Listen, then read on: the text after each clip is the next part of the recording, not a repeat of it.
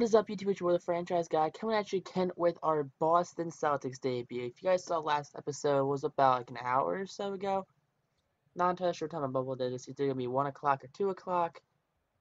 I'm thinking it's gonna be 1 o'clock. It's probably gonna be 2 o'clock. So 2 hours ago, when we made the decision to leave LA, we're gonna go to Boston. So we're in Boston right now, having a grand old time, making our Boston debut right here. I mean, nothing's gonna be better than playing in Boston.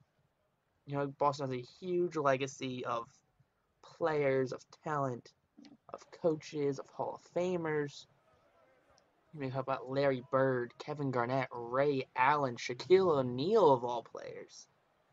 I mean, sure, Shaquille O'Neal is more known as a Laker than he is a Celtic, but still, he still played for the Lakers. Or Celtics. Boy, I'm trying to get there.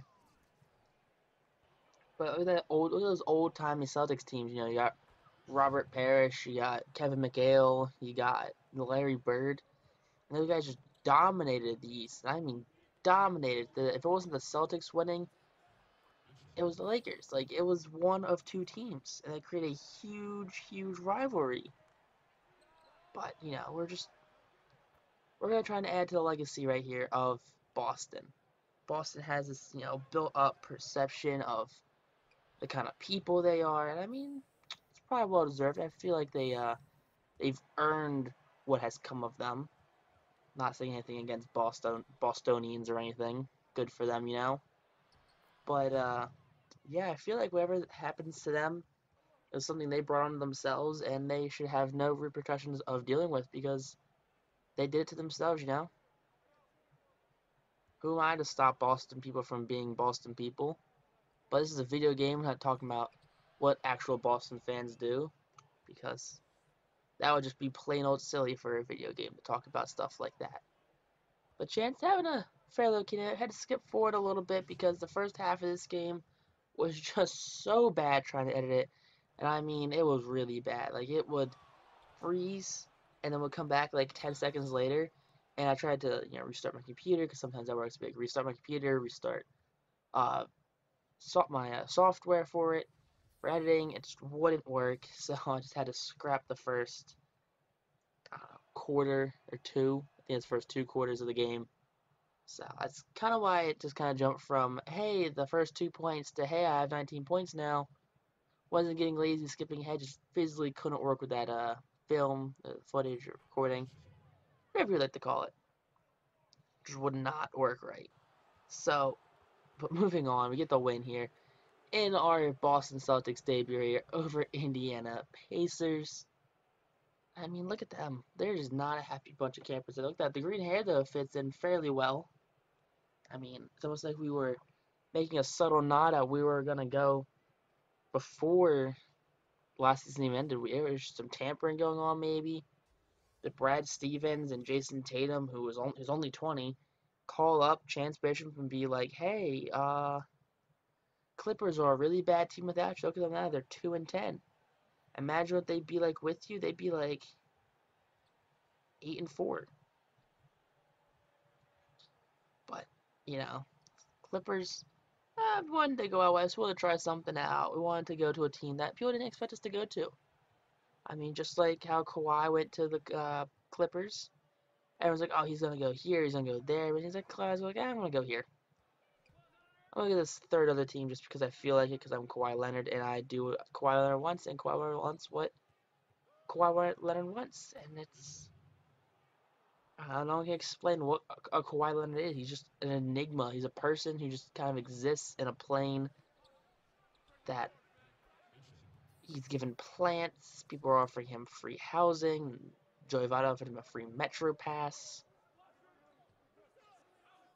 I mean, the thing is, he won and then hightailed it out there. You can't be mad at, you know, Kawhi Leonard for what happened right there. Like, how can you can't be mad at Kawhi Leonard?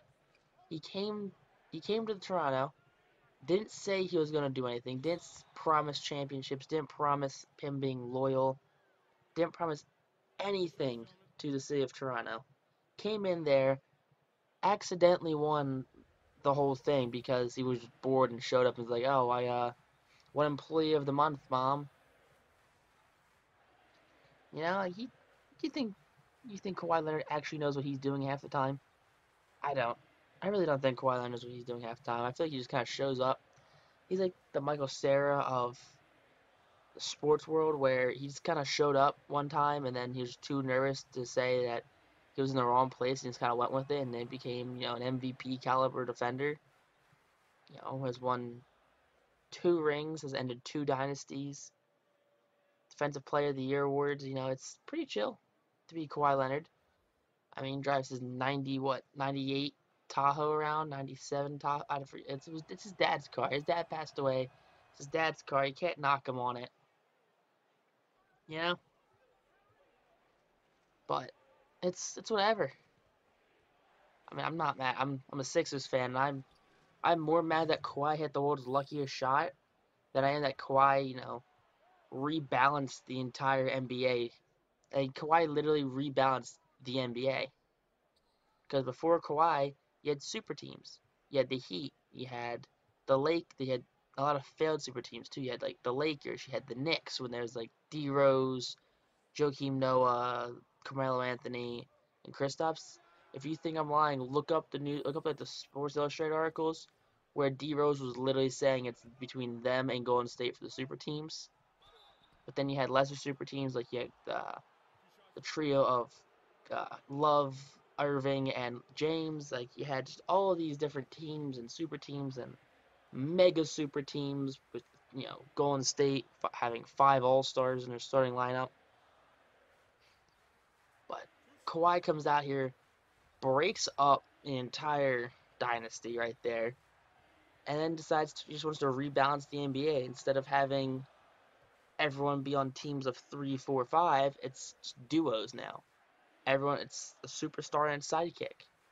It's Curry and Clay. It's Leonard and it's George. It's James and Davis. It's Simmons and Embiid, or just Embiid and Harris. Whatever one you want to consider for the Sixers. If you want to call Simmons, a superstar. If you want to call Tobias Harris a superstar, either or. But I'd rather there be 15 teams with a dynamic duo on them, as opposed to 3, 4 teams that have like a super team-esque style.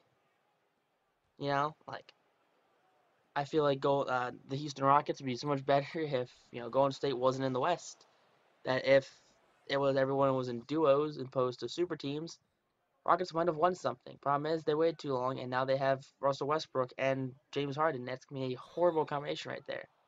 Like, oh, it's gonna be like 60 points of offense tonight between those 2 players. Problem is you're gonna get no defense out of those 2 players. You're gonna get 2 biggest personalities clashing all the time.